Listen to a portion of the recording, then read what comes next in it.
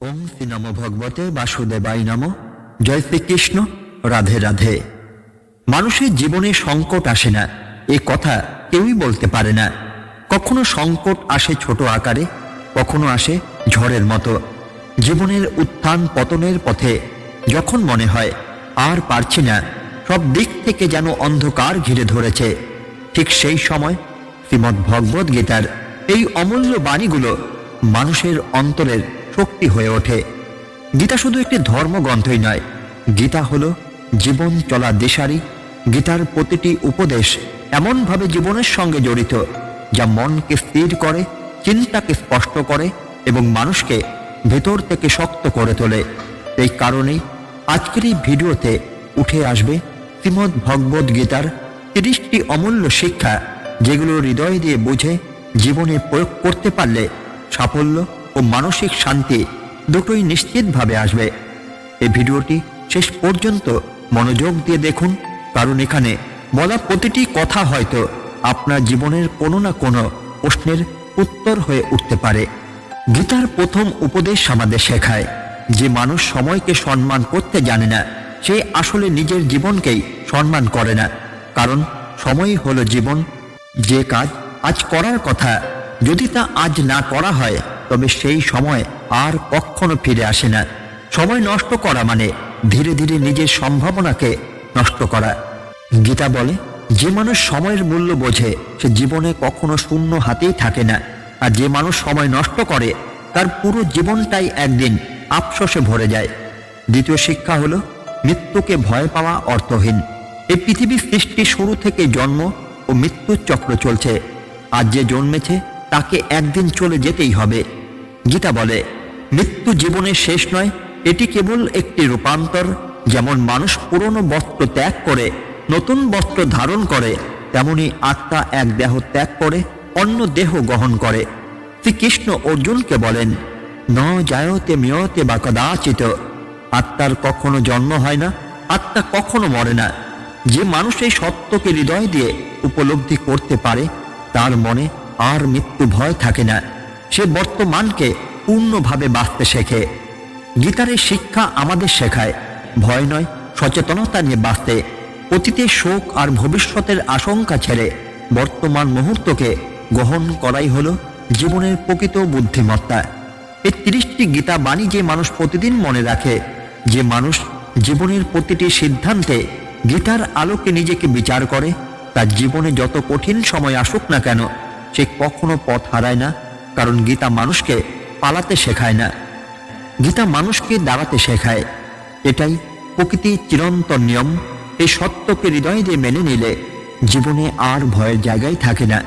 আগামী মুহূর্তে কি ঘটবে তা কেউই জানে না, কিন্তু সেই অজানার ভয়ে আজকে দিনটাকে নষ্ট করা মানে নিজের জীবনকেই অস্বীকার করা। শ্রীমদ্ ভগবদ গীতা আমাদের শেখায় ভয় নিয়ে নয়, সচেতনতা নিয়ে বাঁচতে। সন্দেহে ডুবে থেকে জীবন থেমে থাকে না, জীবন এগিয়ে চলে সাহস আর বিশ্বাসের হাত ধরে। গীতার 3য় শিক্ষা খুবই কঠিন কিন্তু অত্যন্ত সত্য। শ্রীকৃষ্ণ স্পষ্ট করে বোঝান, যে মানুষ স্বভাবগতভাবে অধার্মিক সে কখনো তার দুষ্কর্ম ছাড়ে না। আপনি তার সঙ্গে যতই ভালো ব্যবহার করুন না কেন, সে সুযোগ পেলে আঘাত করবেই। তাই গীতা বলে, দুষ্ট মানুষকে বদলাতে গিয়ে নিজের শান্তি নষ্ট করবেন না। তাকে যেমন সে তেমন ভাবে চিনুন। মহাভারতের ইতিহাসই তার সবচেয়ে বড় প্রমাণ। দুর্যোধন বনভূমিতে পাণ্ডবদের হত্যা করতে গিয়ে বিপদে পড়েছিল। তারই বন্ধু কর্ণ পর্যন্ত তাকে ছেড়ে পালিয়ে গিয়েছিল। সেই সময় ভীলটা তাকে হত্যা করতে উদ্যত হলে ধর্মরাজ যুধিষ্ঠির তাকে সে সারা জীবন অপমান করছে তাকেই রক্ষা করেছিল। অথচ সেই প্রাণ রক্ষার পরও দুর্যোধন কখনো তার কুপ্রবৃত্তি ছাড়েনি। এই ঘটনাই আমাদের শেখায়, যা স্বভাব দুষ্ট তাকে অযথা দেবতা বানাতে নেই। গীতার 4র্থ উপদেশ আমাদের দৈনন্দিন জীবনের সঙ্গে সরাসরি যুক্ত। মানুষ যা খায় তার মন তেমনই গড়ে ওঠে। খাদ্য শুধু শরীরই নয়, মন ও বুদ্ধিকেও গঠন করে। শ্রীকৃষ্ণ গীতায় 3 প্রকার আহারের কথা বলেছেন: সাত্ত্বিক, রাজসিক ও তামসিক। সাত্ত্বিক আহার মনকে শান্ত করে, চিন্তাকে নির্মল করে এবং আচরণে সৌম্যতা আনে। যে মানুষ সাত্ত্বিক জীবনযাপন করে তার জীবনে অস্থিরতা কমে যায়, শান্তি নিজে থেকেই আসে। আর পঞ্চম শিক্ষা, সাফল্যের প্রকৃত অর্থ। গীতা বলে, জীবনে সেই সফল যে ভিতর থেকে শান্ত। বাহ্যিক হাসি অনেকেই ধারণ করে, কিন্তু অন্তরে অশান্তির আগুন জ্বলতেই থাকে। কেউ অর্থে সফল, কেউ ক্ষমতায় সফল, কিন্তু যদি মন শান্ত না হয় তবে সেই সাফল্য ক্ষণস্থায়ী। প্রকৃত সাফল্য হলো নিজের সঙ্গে নিজে শান্তিতে থাকা। শ্রীকৃষ্ণ আমাদের মনে করিয়ে দেন যে মানুষ বাহিরের অর্জনের চেয়ে অন্তরের আনন্দকে বেশি মূল্য দেয়, সেই মানুষই জীবনের প্রকৃত বিজয়ী। জীবনের প্রকৃত সাফল্য তখনই আসে যখন মানুষের মন সত্যি শান্ত ও আনন্দে ভরা থাকে। বাহ্যিক অর্জন যত বড়ই হোক না কেন, যদি মনের ভেতরে অশান্তি বাস করে তবে সেই সাফল্য কেবল একটি মুখোশ। শ্রীমদ্ ভগবদ্ গীতা আমাদের শেখায় মানসিক শান্তি জীবনের শ্রেষ্ঠ সম্পদ। গীতার ষষ্ঠ শিক্ষা অত্যন্ত গুরুত্বপূর্ণ। শ্রীকৃষ্ণ স্পষ্ট করে বলেন, যা তোমার নয় তার ওপর কখনো অধিকার স্থাপন করো না। অন্যের সম্পদ, সম্মান বা অধিকার জোর করে দখল করার ফল কখনো শুভ হয় না। মহাভারতের ইতিহাস এই সত্যের জীবন্ত প্রমাণ। শকুনির ষড়যন্ত্রে পাণ্ডবরা হস্তিনাপুর থেকে বঞ্চিত হয়েছিল। তাদের দেওয়া হয়েছিল খণ্ডপ্রস্থ, একটি অনুর্বর শূন্য ভূমি, কিন্তু পাণ্ডবরা সেই অনাবাদী জমিকে নিজের পরিশ্রম, সততা ও ধৈর্যের মাধ্যমে এমন এক সমৃদ্ধ নগরীতে পরিণত করেছিলেন যে তার জৌলুস দেখে হস্তিনাপুরও ম্লান হয়ে গিয়েছিল। এই সাফল্য দুর্যোধনের মনে হিংসার আগুন জ্বালিয়ে দেয়। সেই হিংসার ফলেই সে ষড়যন্ত্র করে খণ্ডপ্রস্থ কেড়ে নেয়, যা আদতে কখনোই তার ছিল না। শেষ পর্যন্ত সে শুধু অন্যের অধিকারই নয়, নিজের রাজ্য, সম্মান ও জীবন সবই হারায়। গীতা তাই বলে, অন্যায়ভাবে নেওয়া জিনিস শেষ পর্যন্ত নিজের কাছ থেকে ছিনিয়ে নেয়।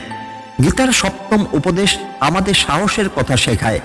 জীবনে যত বড় বিপদেই আসুক না কেন, যে মানুষ কখনো মনোবল হারায় না তার পরাজয় হয় না। পাণ্ডবরা পাশা খেলায় সবকিছু হারিয়েছিল। 12 বছর বনবাস, 1 বছর অজ্ঞাতবাস, ভিক্ষা করে জীবন ধারণ, ভয়ঙ্কর অরণ্যে বিচরণ, তবুও তারা ভেঙে পড়েনি। অসীম কষ্টের মাঝেও তারা সাহস ধরে রেখেছিল, আর সেই সাহসই একদিন তাদের বিজয়ের পথে নিয়ে যায়। ঠিক তেমনই আপনার জীবনেও যদি অন্ধকার নেমে আসে, মনে রাখবেন সাহস থাকলে আলো আবার ফিরবেই। গীতার অষ্টম শিক্ষা আমাদের চরিত্রের কথা স্মরণ করিয়ে দেয়। জীবনে অকারণে ঝগড়া এড়িয়ে চলা উচিত, কিন্তু যখন প্রশ্ন ওঠে চরিত্র, সম্মান ও ন্যায়ের, তখন নীরব থাকা অপরাধ। অর্জুন যুদ্ধ করতে চাননি, কারণ তার সামনে দাঁড়িয়েছিল তারই আত্মীয় স্বজন, কিন্তু শ্রীকৃষ্ণ তাকে বোঝান এটা যুদ্ধ নয়, এটা ন্যায়ের সংগ্রাম। সবাই দ্রৌপদীর অপমান, তার বস্ত্র হরণের চেষ্টা, এই অন্যায় সহ্য করা মানে অধর্মকে প্রশ্রয় দেওয়া। তাই যখন নিজের সম্মান ও ন্যায়ের প্রশ্ন আসে, তখন ইভেন যদি বিপক্ষ নিজের মানুষ হয়, তবু অন্যায়ের বিরুদ্ধে দাঁড়াতেই হবে। গীতার নবম উপদেশ আমাদের সতর্ক করে, এই পৃথিবীতে কাউকে অন্ধভাবে বিশ্বাস করা উচিত নয়। বিশ্বাস করতে হলে মানুষের কথার চেয়ে তার কর্মকে বিচার করো, কারণ মুখের কথা বদলায়, কিন্তু কর্ম মানুষের আসল পরিচয় বহন করে। মহাভারতের কাহিনী আমাদের বারবার একটি গভীর শিক্ষা দেয়।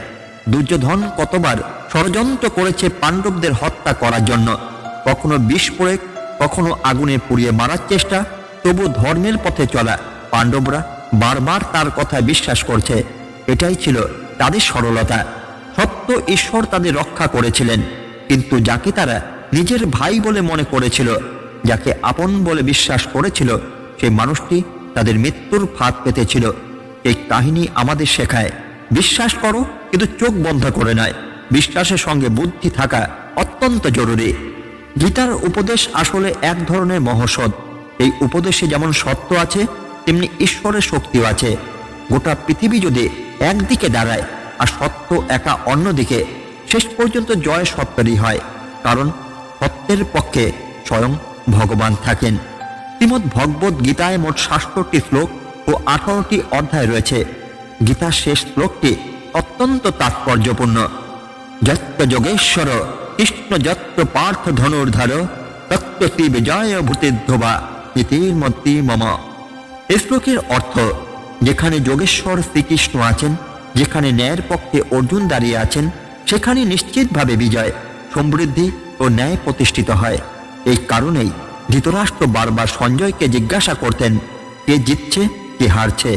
তার মনে ছিল, ভীষ্ম, পিতামহ, দ্রোণাচার্য, কর্ণ সবাই তো আমার পক্ষে, আমরা হারব কিভাবে? কিন্তু সঞ্জয় ধীর কণ্ঠে উত্তর দিয়েছিলেন, মহারাজ, যেখানে ভগবান আছেন সেখানেই জয়। শক্তি সেনা বা অস্ত্র নয়, শেষ কথা বলে সত্য আর ঈশ্বরের আশীর্বাদ। গীতার একাদশ উপদেশ আমাদের সম্পর্কের বাস্তবতা শেখায়। যাকে আপনি জীবনে সবচেয়ে বেশি গুরুত্ব দেন, অনেক সময় সেই মানুষটি আপনাকে সবচেয়ে কম গুরুত্ব দেয়। লক্ষ্য করে দেখবেন, যে মানুষ আপনাকে অপমান করে, অনেক সময় তাকেই আপনি সবচেয়ে বেশি গুরুত্ব দিয়ে থাকেন। অন্যকে সম্মান করা অবশ্যই ভালো, কিন্তু অতিরিক্ত সম্মান করলে নিজের সম্মানটাই ধীরে ধীরে অন্যের চোখে কমে যায়। কাউকে জীবনের সবকিছু বানানো উচিত নয়, কারণ যেদিন আপনি কাউকে নিজে সবকিছু বানাবেন, সেদিন আপনি নিজে শূন্য হয়ে যাবেন। তাই মানুষকে সম্মান করুন, কিন্তু সীমা রেখে, যতটা সে ধারণ করতে পারে। গীতার দ্বাদশ উপদেশ হলো, কোনো কিছুতেই বাড়াবাড়ি নয়, না ভালোবাসায়, না ঘৃণায়, না সুখে, না দুঃখে। অতিরিক্ত মিষ্টি যেমন বিরক্তিকর, অতিরিক্ত তেতো তেমন অসহ্য, ঠিক তেমনই অতিরিক্ত আরামও মানুষকে দুর্বল করে দেয়। গীতা আমাদের শেখায়, জীবনের ভারসাম্যই সবচেয়ে বড় সাধনা। অতিরিক্ত সবকিছুই ক্ষতিকর। অতিরিক্ত খেলে শরীর অসুস্থ হয়, আবার অতিরিক্ত না খেলে শরীর দুর্বল হয়ে পড়ে। খুব বেশি জেগে থাকলেও ক্ষতি, আবার অতিরিক্ত ঘুমও অলসতা আনে।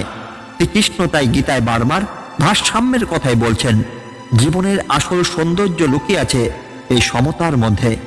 যেদিন জীবনের ভারসাম্য নষ্ট হয়, সেদিনই ছোট বা বড় কোনো না কোনো দুর্ঘটনা জীবনে এসে দাঁড়ায়।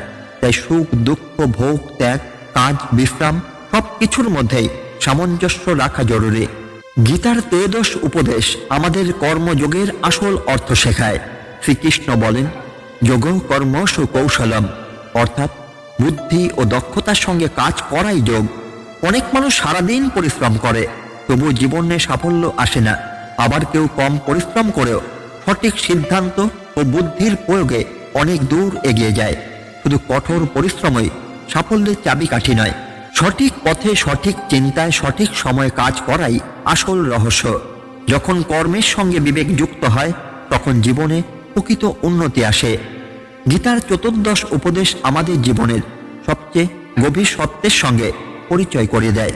শ্রীকৃষ্ণ বলেন, যা ঘটে গেছে তা মঙ্গলের জন্যই ঘটেছে, যা ঘটছে তাও মঙ্গলের জন্যই ঘটছে, আর যা ভবিষ্যতে ঘটবে সেটিও মঙ্গলের জন্যই ঘটবে। এই কথা শুনতে সহজ, কিন্তু জীবনে মানা খুব কঠিন। কারণ কিছু মুহূর্ত এমন আসে যখন মনে হয়, এই কষ্টটা আমার সঙ্গেই কেন? কিন্তু সময় চলে গেলে, পেছন ফিরে তাকালে আমরা বুঝতে পারি, এই কষ্টগুলো না এলে আজ আমরা এতটা পরিণত, এতটা শক্ত, এতটা সচেতন হতে পারতাম না। অনেক সময় যা আমাদের কাছে অভিশাপ মনে হয়, ভবিষ্যতে সেটাই আশীর্বাদ হয়ে দাঁড়ায়। এই সত্য মেনে নিতে পারলে জীবন অনেক হালকা হয়ে যায়।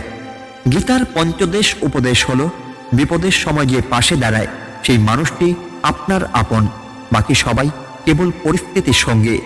জীবনে অনেক মানুষ থাকবে যারা বড় বড় কথা বলবে তোমার যে কোনো সমস্যায় আমি আছি, কিন্তু যখন সত্যি ঝড় আসে, তখন দেখা যায় চারপাশ ফাঁকা। তখন যিনি নিঃশব্দে আপনার হাতটা ধরে থাকেন, যিনি কোনো স্বার্থ ছাড়াই পাশে থাকেন, তিনি প্রকৃত আপনজন। গীতা আমাদের শেখায়, মানুষের কথায় নয়, তার আচরণে বিশ্বাস করতে। মানুষ অনেক কথা বলে, দুঃখ সহ্য করার কথা বলে, জীবনে কারা আসে আর কারা যায় তার গল্প শোনায়। কিন্তু আশ্চর্যের বিষয় হলো, অনেকেই ঠিকভাবে হাত মেলাতেই জানে না, অথচ হৃদয় মেলানোর কথা বলে। জীবনের আসল পরীক্ষা তখনই শুরু হয় যখন আপনার জীবনে সত্যিকারে সংকট আসে।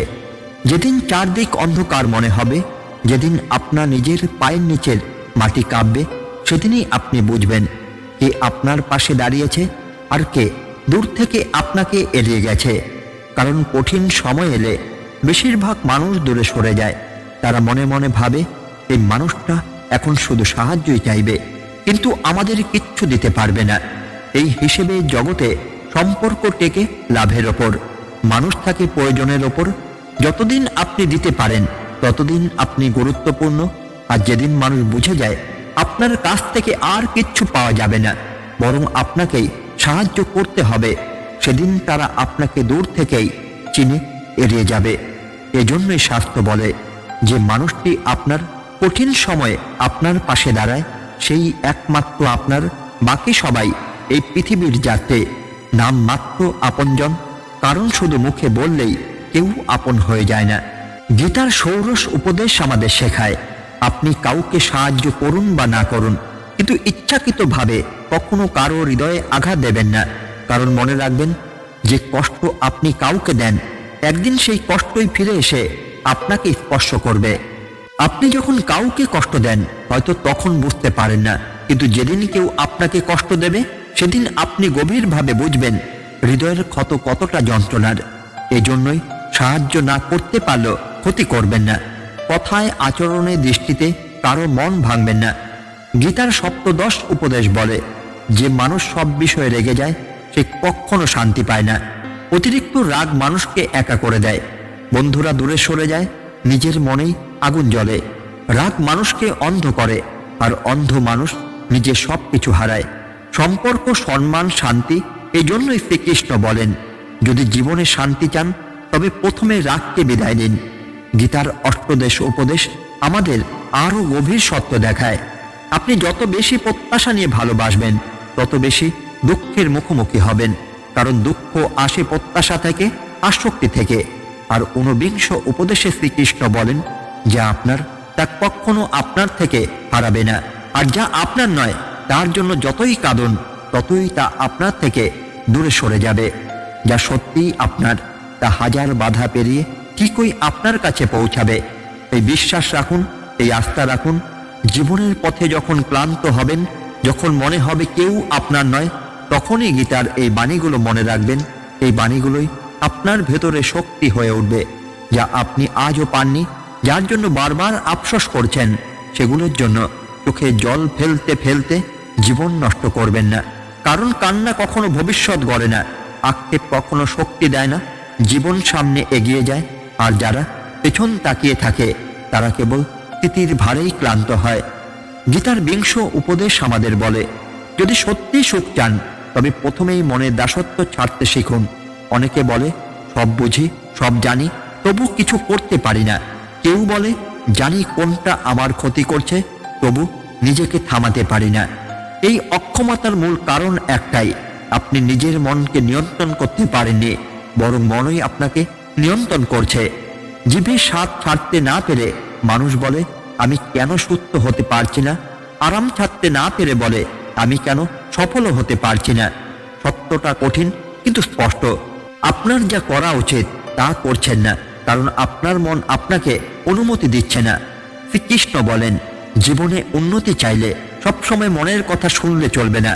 যা সঠিক, যা প্রয়োজন, যা আপনাকে গড়ে তোলে সেটাই করতে হবে, মন চাই বা না চাই। গীতার একবিংশ উপদেশ আরো স্পষ্ট, অলস মানুষ কখনো কিছু অর্জন করতে পারে না। প্রায় সবাই স্বপ্ন দেখে, বড় বাড়ি, ভালো গাড়ি, সুন্দর জীবন, পৃথিবী ঘোরা, কিন্তু খুব কম মানুষই সেই স্বপ্নের জন্য প্রতিদিন পরিশ্রম করতে রাজি। স্বপ্ন দেখা সহজ, কিন্তু স্বপ্নের জন্য ঘাম ঝরানো কঠিন। সবাই চায় সুস্থ শরীর, কিন্তু ব্যায়াম করতে চায় না। সবাই চায় ভালো জীবন, কিন্তু দৈনিক পরিশ্রম এড়িয়ে চলে। মনে রাখবেন, অলসতা শুধু আপনাকে কিছু দেয় না তাই নয়, এটি ধীরে ধীরে আপনার যা আছে তাও কেড়ে নেয়। গীতার 22তম উপদেশ আমাদের সতর্ক করে, নিজেকে এমন কোনো অভ্যাসের হাতে তুলে দেবেন না যা একদিন আপনার জীবন ধ্বংস করবে।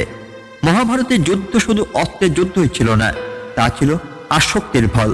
জুয়ার নেশা যুধিষ্ঠিরকে এমন অন্ধ করেছিল যে তিনি নিজের ভাইদের, নিজের স্ত্রীকেও হারিয়েছিলেন। এই নেশা আজও রয়ে গেছে, কখনো মোবাইলে, কখনো ভুল সম্পর্কের আসক্তিতে, কখনো কোনো খারাপ অভ্যাসে। যে অভ্যাস আপনাকে ধ্বংসের পথে নিয়ে যায়, তা যদি সময় মতো ছেড়ে না দেন, তবে একদিন সেই অভ্যাসই আপনার সব কিছু শেষ করে দেবে। অভ্যাস যেন আপনাকে শেষ না করে, আপনাকে আপনার খারাপ অভ্যাসের শেষ করতে হবে। গীতার 23তম উপদেশ গভীর সত্য প্রকাশ করে, যে মানুষ নিজেকে রক্ষা করতে পারে না তাকে ঈশ্বরও রক্ষা করতে পারেন না। শ্রীকৃষ্ণ অর্জুনকে বলেছিলেন, সব সময় আমাকে স্মরণ করো, আর তোমার যুদ্ধ চালিয়ে যাও। অর্জুন বিস্মিত হয়ে জিজ্ঞাসা করেছিল, এই যুদ্ধ তো কিছুদিনের, তবে আপনি কেন বলছেন সবসময় যুদ্ধ করতে? তখনই শ্রীকৃষ্ণ বলেছিলেন, অর্জুন, এই জীবনটাই যুদ্ধক্ষেত্র, এখানে সমস্যা বারবার আসবে আর তোমাকে সাহস করে লড়তে হবে। শ্রীকৃষ্ণ বলেননি তুমি চুপ করে বসে থাকো, আমি সব করে দেব। তিনি বলেছিলেন, আমাকে স্মরণ করো, আমার কাছে শক্তি চাও, বুদ্ধি চাও, সঠিক পথের জ্ঞান চাও, কিন্তু যুদ্ধটা তোমাকেই করতে হবে। কারণ ঈশ্বর পথ দেখান, শক্তি দেন, কিন্তু জীবন যুদ্ধ জয় করতে হলে হারতে হয় আপনাকেই। অনেকেই বলে আমি কিছুই করব না, ঈশ্বর সব করে দেবেন, কিন্তু সত্যটা হলো অলস মানুষ দেখলে ঈশ্বরও নীরব হয়ে যান। কারণ ঈশ্বর আপনাকে হাত পা দেননি বসে থাকার জন্য, তিনি আপনাকে বুদ্ধি দিয়েছেন, বিবেচনা দিয়েছেন, ভেতরে শক্তি জাগিয়ে দিয়েছেন। পথ দেখানো ঈশ্বরের কাজ, কিন্তু হাঁটা আপনাকে শিখতে হবে। নিজেকে রক্ষা করার দায়িত্ব কেউ আপনার বদলে নেবে না। গীতার 24তম উপদেশ বলে, জীবনে সবচেয়ে বড় আঘাত আসে পরিচিত হাত থেকেই। বাইরের কেউ আপনাকে সহজে ঠকাতে পারে না, কারণ সে আপনার দুর্বলতা জানে না, কিন্তু যে আপনাকে খুব কাছ থেকে চেনে সে জানে কোথায় আঘাত করলে আপনি ভেঙে পড়বেন, কোন কথায় আপনার আত্মসম্মান চূর্ণ হবে। কলিযুগে তাই বিপদ আসে শত্রু থেকে নয়, আসে নিজের মানুষের দিক থেকেই। মহাভারতের যুদ্ধ দুই রাজ্যের মধ্যে হয়নি, হয়েছিল একই পরিবারের ভেতরে। দুর্যোধন ছিলেন পাণ্ডবদের ভাই, তবু কতবার বিষ খাইয়েছেন, কতবার ষড়যন্ত্র করেছেন তাদের শেষ করে দেওয়ার জন্য। বাড়ির ভেতরেই আগুনই সবচেয়ে ভয়ঙ্কর, কারণ যারা আপনাকে ভালোবাসে বলে দাবি করে তারাই সবচেয়ে বেশি আঘাত করতে পারে। গীতার 25তম উপদেশ আমাদের শেখায়, সবাই যা করছে আপনাকেও তাই করতে হবে। এই ভ্রান্ত ধারণা ছেড়ে দিন। শ্রীকৃষ্ণ অর্জুনকে বলেছিলেন, তোমার নিজের ধর্ম পালন করো। অর্জুন যুদ্ধ ছেড়ে সন্ন্যাস নিতে চেয়েছিল, কিন্তু শ্রীকৃষ্ণ বলেছিলেন, এই পথ তোমার নয়। তুমি ক্ষত্রিয়, অন্যায়ের বিরুদ্ধে দাঁড়ানোই তোমার কর্তব্য। প্রত্যেক মানুষের পথ আলাদা, কর্তব্য আলাদা, জীবনের উদ্দেশ্য আলাদা। বীরের সঙ্গে হাঁটলে আপনি ভিড়েই হারিয়ে যাবেন, কিন্তু নিজের সঠিক পথ ধরলে ভিড়ের মধ্যে আপনাকে আলাদা করে দেখা যাবে। গীতার 26তম উপদেশ অত্যন্ত কঠিন কিন্তু সত্য। অতিরিক্ত আসক্তি মানেই নিশ্চিত দুঃখ। যাকে যত বেশি আঁকড়ে ধরবেন সে আপনাকে তত বেশি কাঁদাতে পারে। আসক্তি মানুষকে অন্ধ করে দেয়, তখন অপমানও চোখে পড়ে না, অবহেলাও বোঝা যায় না। আপনি কষ্ট পাচ্ছেন তবু নিজেকে বোঝান না সে এমন নয়, কিন্তু সত্য জানতে হলে আসক্তি চোখ খুলে ফেলতে হয়। যেদিন আসক্তি কমে সেদিন সম্পর্ক আর আপনাকে ভাঙতেই পারে না, কারণ আপনি তখন নির্ভরশীল নন, আপনি তখন সচেতন। গীতার 27তম উপদেশ আরও দৃঢ়, অন্যায়কে সহ্য করা পুণ্য নয়। যে আপনার সঙ্গে অন্যায় করে সে পাপ করে, আর আপনি যদি বারবার সহ্য করেন তবে আপনি তার পাপের নীরব অংশীদার হয়ে যান। অর্জুন কাঁপছিল, সে বলছিল, এরা তো আমার আপনজন, গুরু, আত্মীয়, আমি কিভাবে অস্ত্র তুলব? তখনই শ্রীকৃষ্ণ বলেছিলেন, যারা অন্যায়ের পক্ষে দাঁড়ায় তারা আর আপন থাকে না। যদি অন্যায়কে থামানো না হয় তবে সমাজে অন্যায় আরও বাড়ে, কারণ পাপ তখন সাহস পায়। কখনো কখনো ধর্ম রক্ষার জন্য কঠোর হতে হয়, কারণ ন্যায় রক্ষা মানেই অন্যদের বিরুদ্ধে দাঁড়ানো। যখন কেউ আপনার সঙ্গে অন্যায় করে, আপনাকে অপমান করে, বারবার আঘাত দেয়, আর আপনি নীরব থাকেন, তখন আপনার নীরবতা ওই অন্যায়কারীর সাহস বাড়িয়ে দেয়। সে ভাবে এ তো দুর্বল। ধীরে ধীরে সে ভুলকে নিজের অধিকার মনে করতে শুরু করে, কারণ সে জানে এখানে কোনো বাধা নেই। কিন্তু যেদিন আপনি তার ভুলের বিরুদ্ধে দাঁড়ান, তার অন্যায় আচরণে না বলেন, সেদিন থেকে সে সীমা বুঝতে শেখে। এটাই কলিযুগের কঠিন সত্য। এই যুগে সুখে থাকতে হলে নিজেকে নিজের রক্ষাকর্তা হতে হয়। অন্যায় সহ্য করাকে ভালো মানুষ হওয়া বলে না, অন্যায়ের মুখোমুখি হওয়াই আত্মসম্মান রক্ষা। গীতা আমাদের শিক্ষা দেয় যে তোমার মর্যাদা নষ্ট করে তার সামনে মাথা নত করো না। ভয় নয়, সচেতন শক্তি নিয়ে তার সামনে দাঁড়াও। গীতার 28তম উপদেশ আরও গভীর, আজকে বাঁচো, অযথা দুশ্চিন্তা ডুবে থেকো না। যে মানুষ সারাক্ষণ অতীতের আঘাতে আটকে থাকে অথবা ভবিষ্যতের ভয়ে কাঁপে, সে কখনোই শান্ত হতেই পারে না।